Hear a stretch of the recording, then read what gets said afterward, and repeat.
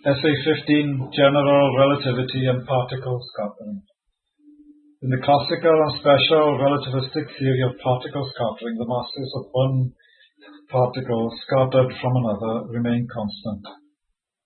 This time-honored and ordered view of things disintegrated in October 2010, where it was found that the theory of particle scattering produced varying masses.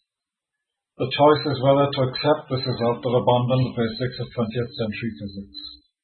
The basics of 20th century physics work very well in certain restricted contexts, such as atomic spectra and special relativity considered as independent phenomena. The trouble starts when they are put together. Louis Debye was the first to attempt this in about 1922 to 1924. And this attempt produced the Debye-Einstein equations as described in previous essays.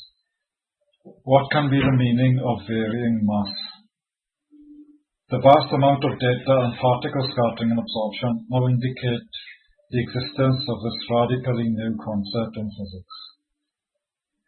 To begin to answer this question, we must first consider the mass as measured in the standard laboratories to high accuracy. These data are precisely obtained and cannot be abandoned. The rest mass must therefore be the mass of a particle when it is not moving. It is now known that when a particle collides with another, its mass varies. Therefore, we consider scattering at right angles of a particle of rest mass m10 from another of rest mass m20. This simplifies the algebra and clarifies the underlying physics. The calculation is based on conservation of total energy and momentum and on the Debye postulates of 1922 to 1924. So we prefer not to abandon these postulates but to modify them and build on them. The algebra is quite complicated, but nothing that could not be done at a good school. It can also be checked by computer. So there's no room for error or trivially motivated pseudo-criticism. What cannot be done at a good school or by trivial pseudo-criticism is to find the exact way forward. The result was expressed as the ratio of masses m2 over m1 after collision has taken place.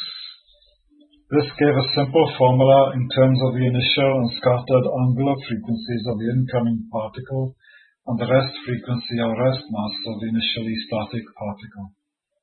This formula was expressed in terms of the ratio R1 over R2, where the R factors are defined by the ECE wave equation developed in 2003. In the denominator appears a square of the rest frequency. In the numerator appears a generalization of the original Compton effect formula of about 1922, derived independently by Compton and Debye.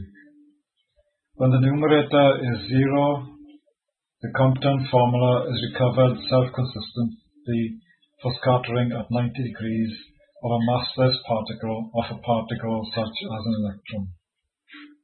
The concept of R1 over R2 is therefore the required generalization of all of particle theory from one based incorrectly on special relativity to one based on general relativity. The latter is in turn corrected by ECE theory. The concept of massless particle is inherently self-contradictory. No such thing can exist in nature, and it is a mathematical ideal. This is what R1 over R2 is telling us. Let us name it the mass ratio spectrum for want of a better appellation. It is a spectrum because in the general case of scattering at any angle of a particle of any mass from a particle of any other mass, the mass ratio is frequency dependent and is therefore a spectrum. The mass ratio spectrum reduces to 0 if the photon mass is 0, but as soon as the photon is given a mass, the spectrum is non-zero and a property no longer of special relativity where it is asserted to be a constant. It becomes a signature of general relativity, not the failed Einsteinian general relativity, but that of the ECE wave equation, correctly based on the differential geometry of Cartan. In fact, R is the most fundamental expression of differential geometry, and so is the most fundamental expression of mass. Mass is therefore a format of geometry. In particular, it is an expression of Cartan's version of four-dimensional spacetime, a spacetime that includes torsion and curvature. The constant or rest mass is a limit of the more general concept. In general, there exists a dynamical mass which reduces to the rest mass when the particle stops moving. In particle scattering, one particle is always moving, and this is also true in ordinary absorption theory where a moving photon is captured by a molecule. In this process also, linear momentum must be conserved. Once this is realized, the de Broglie postulates can be saved by a slight but profound adjustment. The factor gamma m0 is replaced by m. Here m is the dynamical mass and gamma the Lorentz factor. The case of 90-degree scattering became the first clear insight as to the meaning of the ratio R1 over R2 and the mass ratio spectrum.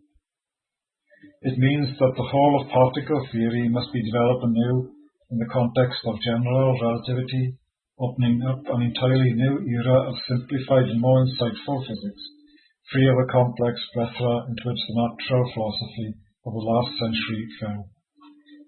This result means that the mass can be changed by engineering by changing the geometrical characteristics of spacetime. In a sense, this is done automatically in particle scattering, so this fact of nature can be captured in principle and used for techniques such as counter-gravitation and new energy. This is a prime example of how basic natural philosophy leads to discovery and implementation for the good of humankind.